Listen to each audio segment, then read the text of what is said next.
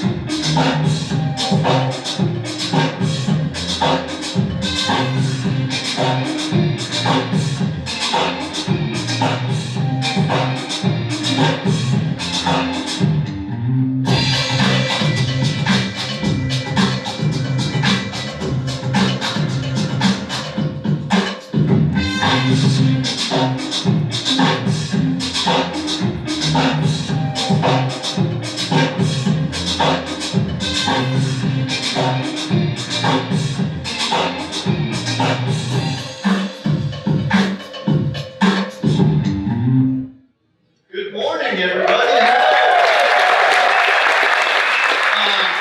Hi, I'm Tad. My name is Tad Carpenter. It's an honor to be here and speak in my hometown. I'll talk about my upbringing a little bit here in Kansas City because I like to say I'm born in Kansas City, I was bred in Kansas City, and I'll be buried in Kansas City. And I've only spoken in Kansas City once in my life. We've been very, very lucky to be asked to go all around the country and all around the world talking about the value of design and our studio. And I'll tell you, it's absolutely terrifying speaking when I know about half of your faces. Normally I get to speak to strangers that I'll never see again, and I'm like, peace out, I'm out of here, you know? But I know a lot of you. So it's an honor to be part of CreativeMornings. This is so important to be part of this community. And the topic that is Muse, and I'll be honest, I never really thought about that word necessarily and what it meant to me. And hopefully through my story, I'll be able to kind of weave it in a little bit. I did some very intense research before my talk, just to try to start to think about what it means to me. And to me, you know, it's like a muse is very simple. It's a person or a personified force that is the source of inspiration for people like us, for creators. Pretty basic, right?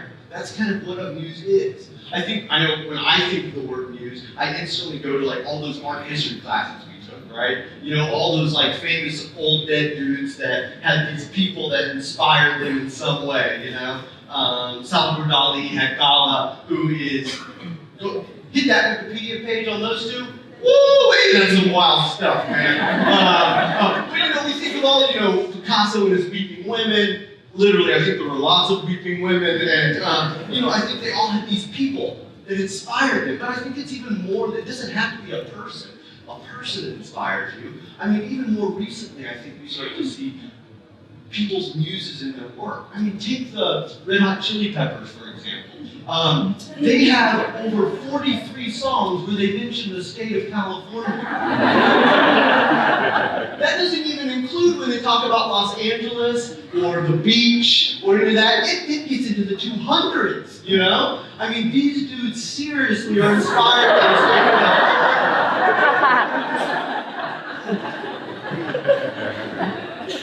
My point is, I never thought about this before. If I have a muse, what is it? I know I do. And hopefully I think I have lots of them. And you're going to see that in this kind of 4-hour talk I'm going to give you. But if there was one thing, it's I've been blessed with a creative partner. And my wife, Desiree.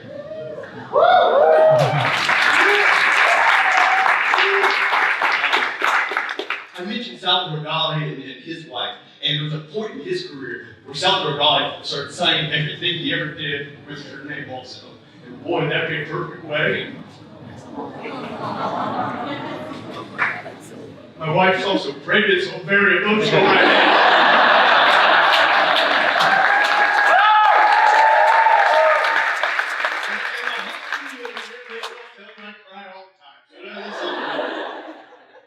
But everything good in my life was a result of my wife. And we are so blessed to have a studio here in the city we love, Kansas City. You know, we are a small studio. We believe in the value of being small. A lot of you have probably been here. We're at 18th and Wyandotte, down at the crossroads. We want to stay small. We will always be small. When we are small, we can take on the type of work we want to take on and not have to take on work we don't want to take on. We do this because we love this, not because we have to do this. Our studio is me and my wife, Jessica. We have the amazing Chloe Hubler and Hannah Wexler who designs with us, and we're lucky to kind of keep this tight-knit kind of family.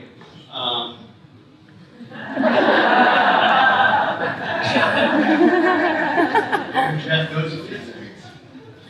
But the bottom line, the backbone of our studio is that we all love to make.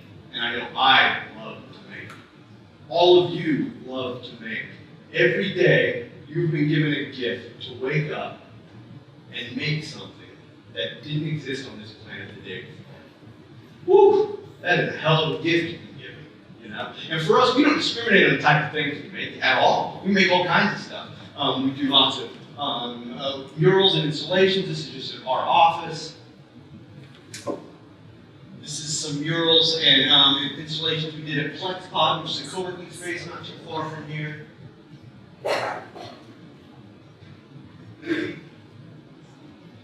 Kansas City Heroes there. We did about a year and a half ago, we got the call from the mothership, which is the Kansas City Royals. And if you guys remember about 2 years ago when our baseball team was good? So it was that last year before we sold every player we had and said, all right, back to 100 losses. But like, right that last year, you know, before Hosmer left and all those guys, we were pushing for the playoffs. And the Royals came and said, hey, would you do a mural to excite the city and something for the city to get behind and excited and push us into the playoffs? And well, here's some process with that.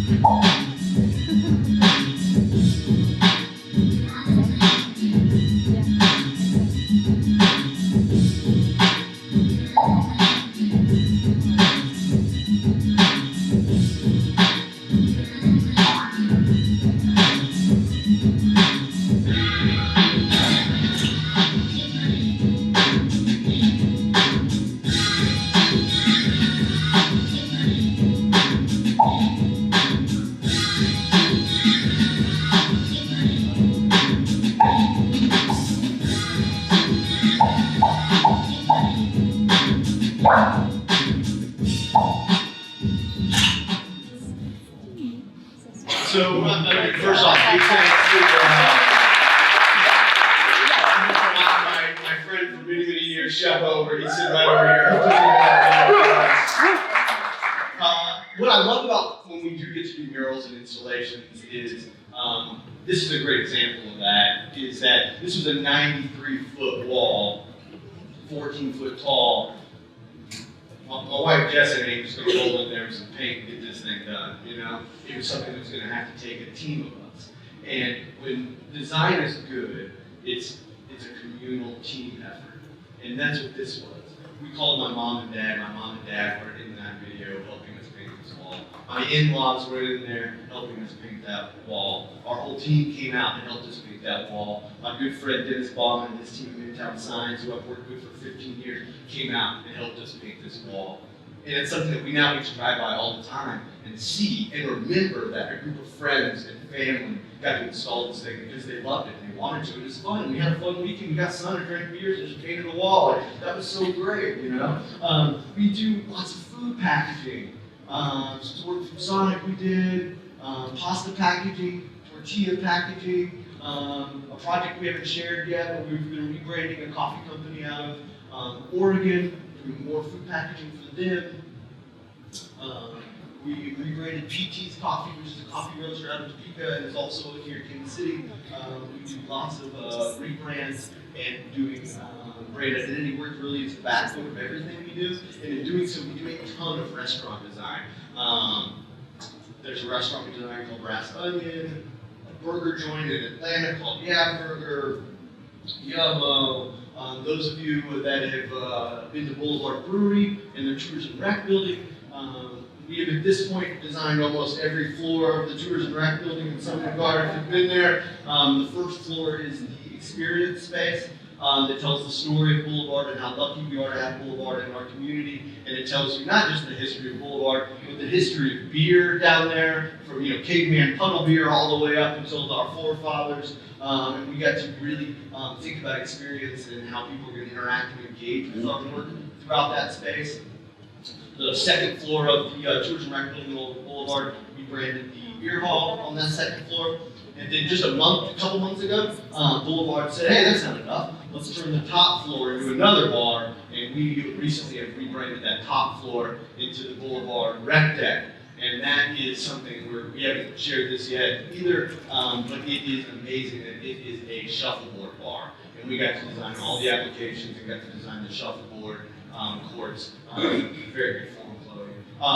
But we design a lot of brand identities, and that really is what we love to make. You saw in the little video, tons of posters. I've designed lots of book jackets over the years. They're very exciting, and every once in a while, one of your book jackets becomes a New York Times bestseller. And then one of your book jackets, it gets picked up to be a motion picture. No, it's not that exciting. Because then your book jacket gets replaced. All these people's faces. It's a lot, Hollywood. I've done a ton of work in the publishing industry. I've written and illustrated a couple dozen books in the market, books about underwear, books about ninjas, books about Halloween, books about robots, about growing up, about teaching kids, not just about color, about banjo colors. Most recently, we had the unbelievable privilege to create the visual identity for the Macy's Thanksgiving Day Parade. And we're doing all of this right here in Kansas City, damn it, too. So we are so lucky to work with Macy's. We worked with Macy's for over 10 years. We got to go to the coldest Thanksgiving Day Parade on human history record, which was very fun. But we got to create that kind of identity for them, which we're very thankful to continue to work with them. So that's kind of my work and what I do. So Eric, if you want to, we can open it up to questions now. I really tried to shorten this talk, so. I'm just kidding, guys. This is just a story. You freaked me out! There's like 300 people ready to kill me. I'm like, okay, I should have checked your keynote. Keep going. It's going to get more relevant from here. So, as I mentioned, I'm from here in Kansas City, Missouri. I love the Midwest so unbelievably much. I'm a believer that being from here has really shaped how I work, how I draw, how I tell stories, how I interact with people, how I do everything. And getting ready to go around the country and talk about design, especially early on, it really bummed me out that no one had ever heard a thing about Kansas City. And when I would go to wherever, they would always have one very kind of similar kind of approach to where I'm from, you know? And that always bummed me out that they weren't more familiar, because I am a firm believer that Kansas City is one of the top graded communities in our country by far. It's not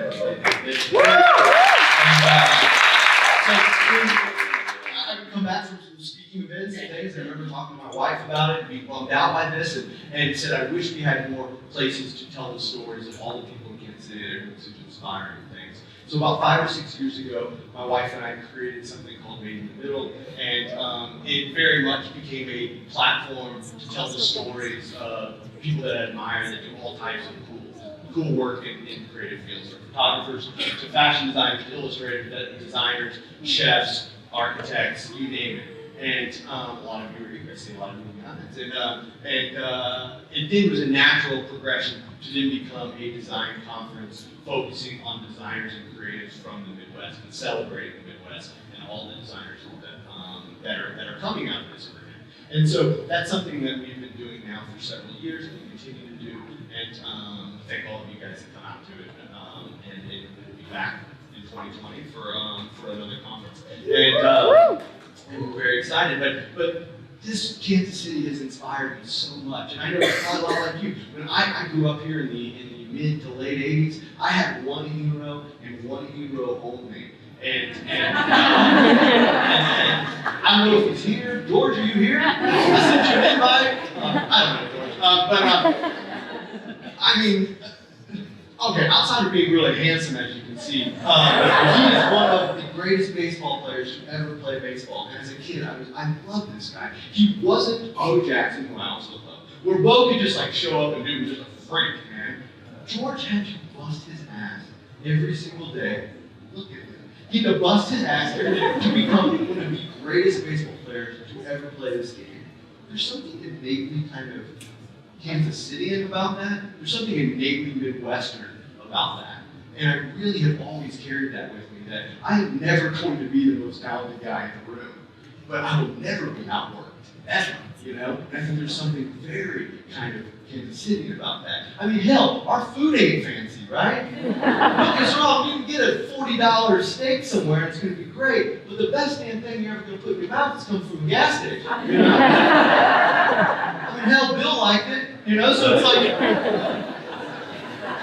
I think as Kansas Cityans, we understand that we aren't showy, we act kind, and we understand that talent is never enough. And I think those are attributes that I will always carry with me, and I think Kansas Cityans carry with them.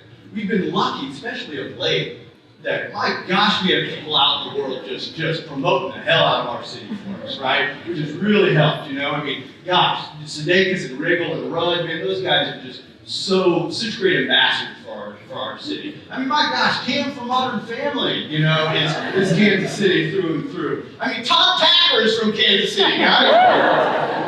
This bozo's from Kansas City. But more importantly, the people that I am so thankful for that paved such a huge road for us are some of the biggest creative giants in the world. You know, people like John Stewart Curry and Robert Rauschenberg attended the Art Institute just right down the street. You know, Kate Spade sold her first handbag on the plaza. Charlie Parker started his career here in Kansas City.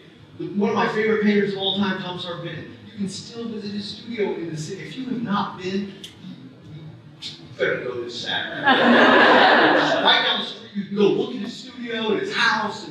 And then the man, the myth, the legend himself, we all know the stories.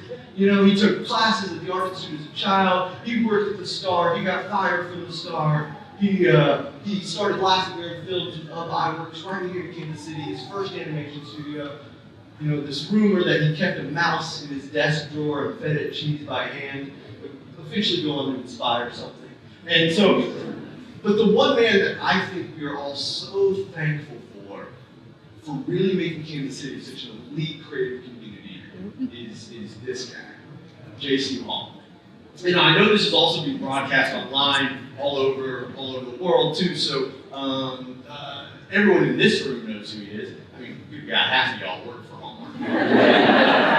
But J.C. over 100 years ago starting Hallmark greeting cards, what that did for this city was make it a creative landing.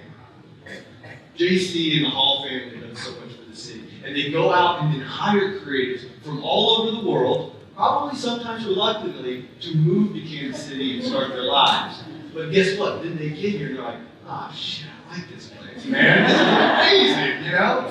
I mean, JC got to work with some of the greatest minds of all time. Was friends with people like Churchill, hired Rockwell to do artwork. I mean, at one point, this is a callback, homeboy hired Salvador Dali to do some work for him.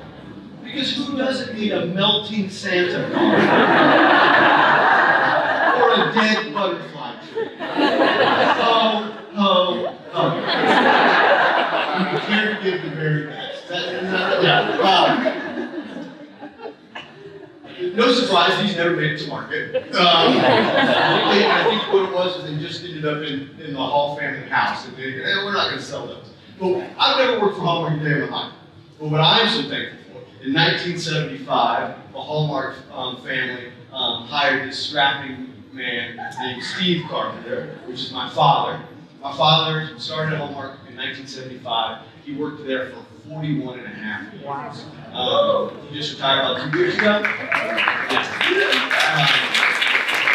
He is by far my biggest creative hero on this planet. He is an amazing artist. He's illustrated dozens upon dozens upon dozens of books and millions of amazing opportunities in the world world of design and illustration, and a lot of because of Hallmark cards. This is what all you look like this early morning. One of my favorite books my dad illustrated, which is Billy Goat's Gruff. He had a nationally syndicated comic strip at one point called Haywire Ribbons. That was with King Features, the people that do Peter Bailey and Garfield, like all these major ones. My dad got some amazing creative opportunities. I don't know why I need to point out that. That's my dad, not Kermit. But my dad being a byproduct of the 1950s, my dad's heroes very quickly started to become my heroes.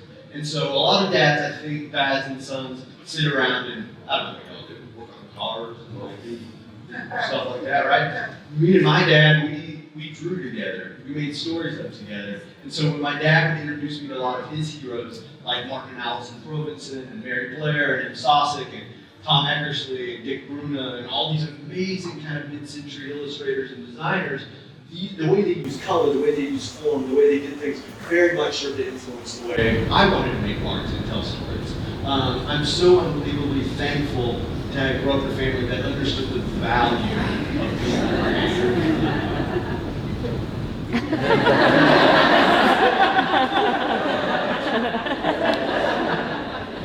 My first real experience with art and commerce came when I was in 3rd grade.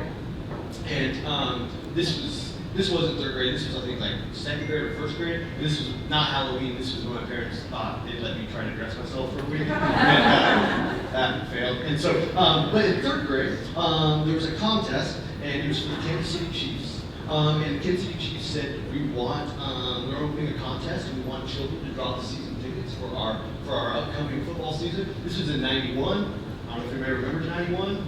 Garbage. This was like pre-DeBerg, you know, so they were literally giving away season tickets to children. So, so the contest was, I love to draw, and I said, you know what, I'd like to try this. I'd like to try it. So I tried, and I won this contest. I shouldn't be surprised. Y'all look at this. And so I drew this, and I got season tickets to the Kansas City Chiefs. I got honored at the 50-yard line of the game. They sent a football player to my school for an assembly in a red Ferrari that he drove me around in. And after the assembly, I was in 3rd grade. After the assembly, a 5th grade girl asked me to be her boyfriend. So I was like, hold the phone. You're telling me if I make you things, you give me things, and I get older women? I can pinpoint the exact day I was like, doctor, pro sports player? Nah, I'm gonna be an artist. And so, and it's come full circle. Just a couple of weeks ago, I got a call from the Kansas City Chiefs, and they said, we would like you to design a poster to commemorate our home opener for the 2019 season, which is our 60th anniversary of the Kansas City Chiefs.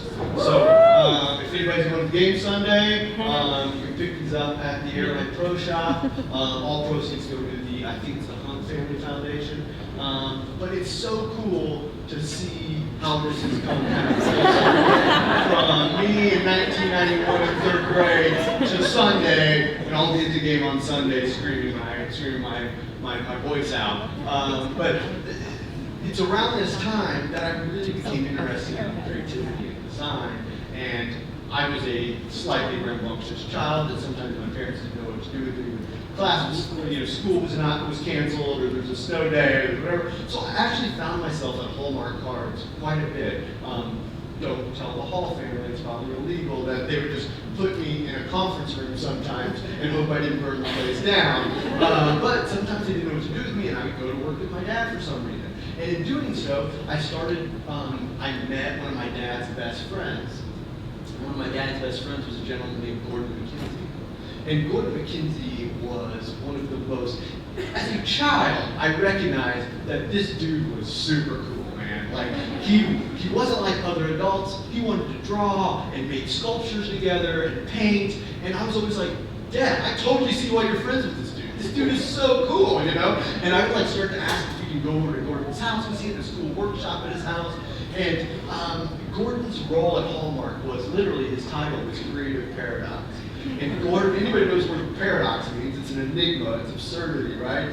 Gordon became the kind of in-between of a company that was 50% creative people and 50% non-creative people. And how am I going to get these two very different mindsets working together in a cohesive way? And Gordon was an amazing kind of creative guru. He'd eventually leave Hallmark, become this amazing speaker all around the world on the value of creativity. You're talking 25 years ago, before this became such a hot kind of ticket item. Gordon would eventually write the book Orbiting the Giant Hairball, which it's a 25-year-old book and still is so valuable for any creative, especially for all of us creatives that are working in corporate America in some way, on kind of how to survive with grace as a creative person. Gordon would go all over the country talking about creativity and the value. He would also go to schools a lot and start with grade schools and talk about the value of creativity. And now everyone has a masterpiece in them, and only you can create them. And if you don't, no one's going to do it for you.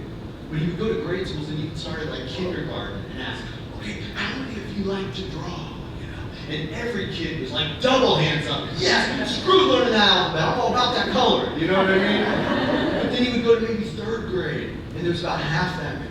And then he might go to 6th grade, and it was who? All of us weirdos in the back of the class are like, I still like to draw. I don't know if that's okay or weird or whatever, but I still like to draw. But Gordon's point is that as we get older, we so quickly start to compare ourselves to others. And I'm not as good as him, or I'm not as good as her. And I abandon this act that is so, so important and so valuable for so many reasons that you can't compare yourself to others. You have to make your masterpiece, because every one of you has that within you. I love that sentiment. Gordon was a huge proponent for the value of risk and how important risk is in being creative. My gosh, every one of you have taken enormous risks. Right, first off, you came today, I'm sorry. Secondly, more importantly, at one point you had to sit down with your parents and have that talk. All your parents wanted you to go to become doctors and lawyers, and you said, nah, Mom, I'm going to art school, man, you know? And she was like, oh, my leg, I'm going to support that child the rest of my life, you know? You took a calculated risk because that's what you needed to do. And being creative means you have to continue to take those risks. The greatest rewards in life are built out of risk. And above all, what I think I remember Gordon's constantly finding value in is how important it is to remind ourselves to play. How important it is to play as a creative person and just a human being. We find joy when we play. When we find joy, we are happy, and when we are happy, we're going to be doing our best work. It is that easy. You have to try to inject that into your life. So, for me, you can start to think about how play starts to remove other restraints and things that are laid upon you when you just start to play. And if you just start to do it on your own, it very quickly starts to come into your everyday normal practice. It becomes just part of your kind of everyday life. For me, I try to find all kinds of different ways to play, from keeping just random sketchbooks and post-it notes that I just draw and doodle for myself. Try drawing with different materials, like drawing with scissors, I guess making weird faces, drawing with scissors, plush toys, getting models to interact with my work. But about 4.5 years ago, I kind of hit a creative slump. And I needed to find a way to inject play into my life. And I said, could I even find 1 hour a week to play? Could I create a platform? Because I know I ain't going to do it unless I create some structure for myself a little bit. Is there a way I could create some sort of platform to allow myself to play through something? So about 4.5 years ago, I created this very silly thing that is literally just called Sunday Suns. And literally, it is every Sunday I wake up very, very early before the sun rises, and I make a sun on Sunday. And it's for myself. It's not for a client, it's not for this person or that person. It's something I make for myself and to play and to remind myself how much I actually love to make these things. I think, going back to this topic, I needed some sort of muse to work through. And I think that's what the sun is starting to come for me. I really needed the subject to allow me to play through it. To me, this project is very much kind of, we do a lot of brand identity and logo design, and it's very much a similar exercise as developing logos. The sun for me has become a vessel, a tiny vessel that allows me to just pour meaning directly into it. And that's what it kind of becomes. And it can be anything. You know, sometimes the sun is just purely shape explorations. Sometimes it's the Sunday after Christmas. Peace out, Santa, hit the road. Maybe it's typographic, and it's maybe it's just shape exploration, more typography. Maybe I'm traveling and I forgot a sketchbook and I just draw on my hand.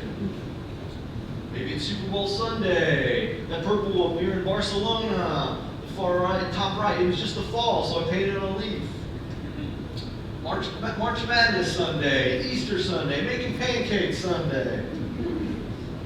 I get asked all the time about, like, what's the story here? And for me, yes, the sun can mean so many things to so many people. I mean, it means faith and hope and positivity. All of those things are important, and absolutely, I totally think that's true. But it started with me because I needed to connect with who I was as a creative in some way. And I was in a funk, and I was questioning my ability to even continue to do this, and why was I doing this? And also, to be totally honest, I needed more positivity in my life. I'm a person that experiences really high highs and very low lows. And frankly, I'm kind of a person that has depressive tendencies. And I thought if I could overload my brain with more positivity and started to think more positive, that was really going to help me. And for me personally, it has helped tremendously. Just adding a little more shine is something I think our world needs right now. And I recognize that, and I know exception of that. I would say it's also no coincidence that I really started hitting the road hard on this around 2016 when our world was very strange, you know? Sometimes I want to make a song and just thank a guy that I love very, very much. That's President Obama, that's not the guy from Breaking Bad. Maybe sometimes I just want to thank a group of people that I really, really appreciate what they're doing, or standing up for a group that I really, really think needs to be.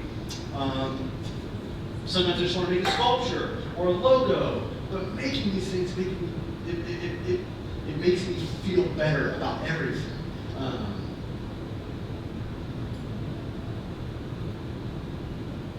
Was it Canada one weekend? It was Mother's Day. I love my mama.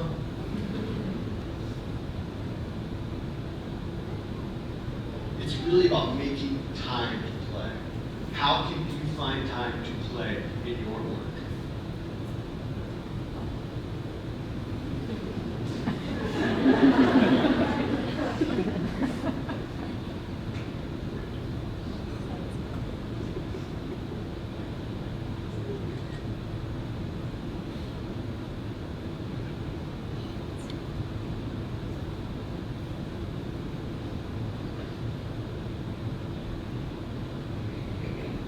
I always think that if you sit in a barber's chair long enough, you're eventually going to get a haircut, you know? And I think if you surround yourself with more positive people and positive scenarios, things are getting better. And I'm a believer in that.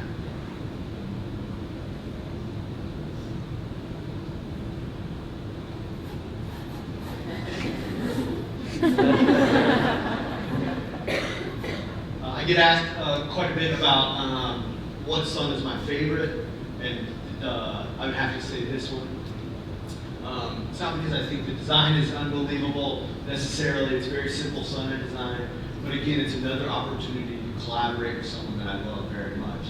And I designed this sun, and my mother is a fiber artist, and she does rug hooking, and so she dyes her own wool, and then cuts it into these strips, and then she hooks it through canvas-like material to make these beautiful, beautiful fabric pieces. And I said, Mom, I would love to make a fabric piece with you. So these are the Pantone colors I'm using. You have to get them exactly. So I designed this sun with her, and we got to make this together. And she rug hooked this rug for me for one of my sons. And this will be something that I will hang on to for my entire life.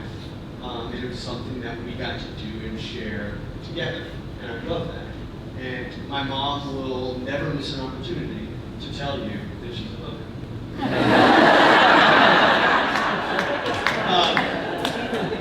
This is another fact. I recently just did a shawl, or a throw, a blanket throw, and that's part of my series as well.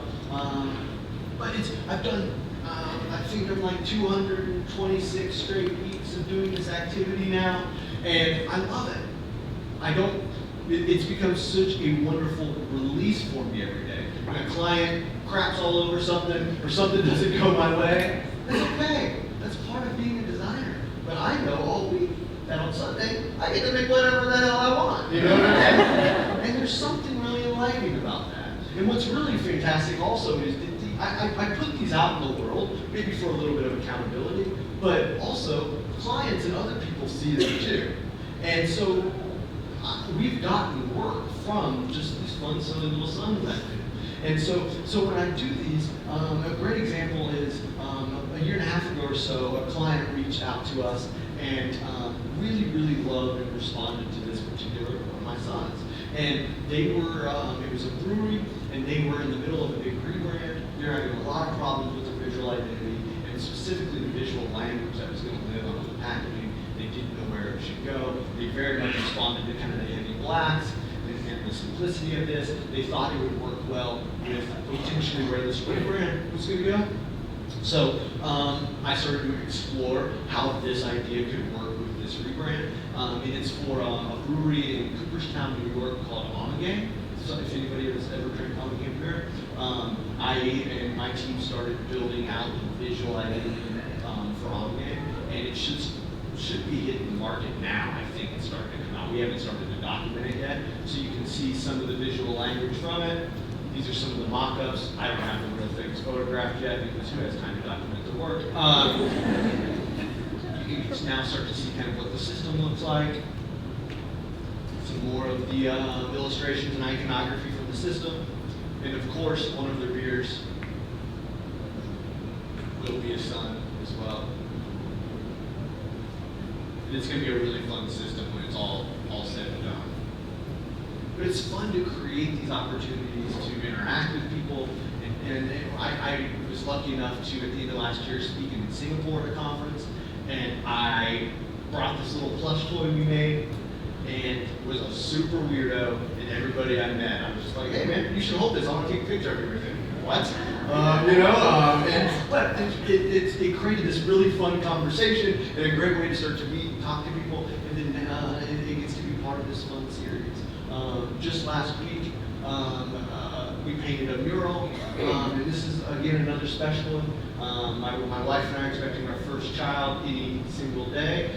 You're okay, right? And so, of course, we're having a son. So of course we wanted to paint a sun for our son in his room. And so we just did this here a couple weeks ago.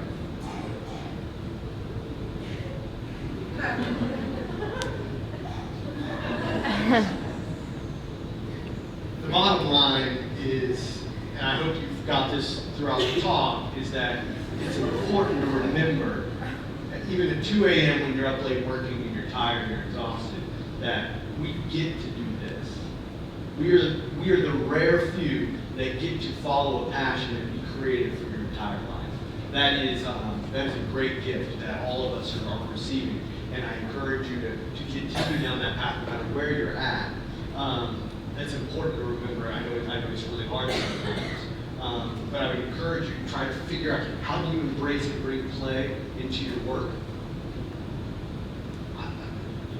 Maybe you didn't know today you were going to have to get up and dance and do the Cabbage Patch in the middle of the office, but that might be what you need to do today, you know?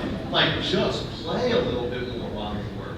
I would encourage everyone to continue to take more risks in whatever it is you're doing. The greatest rewards in life come out of risk. I think every one of you somewhere has some sort of muse that maybe some sort of passion project can be built out of. Only good things come from you making more things. You know, encourage you to do that. Exercise. This has nothing to do with design right here. And I'm like, I sit like 15 hours a day. That's awesome. I need to walk around the block every once in a while, you know? But we need to do that. And then, above all else that I say, I don't think any of us would deny that we live in a very weird world right now. And I don't think there's ever been a time we need smart, positive, creative people more than we do right now. And that's you. And we need you using the gift you've been given to better this world around you. And that's what I hope all of us can do, especially right here in Kansas City. So, lastly but not least, I want to thank a few people. And this talk was brought to you by a lot of people that I'm very thankful for. First and foremost, to Creative Mornings. These are all volunteers that do all of this for us. Thank you for doing this for our city. We thank you so, so much.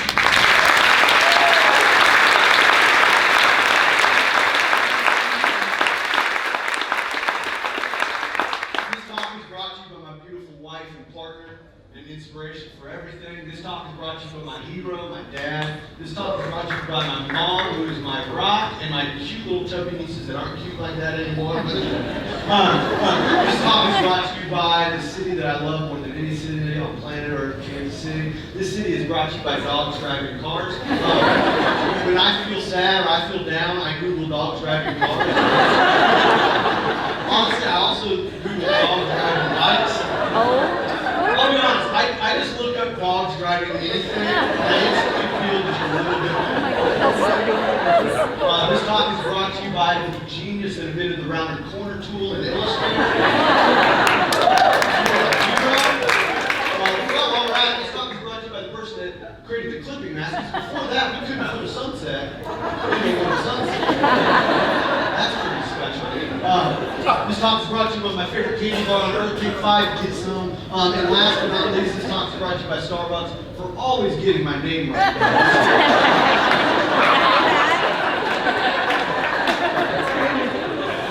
Thank you, kids.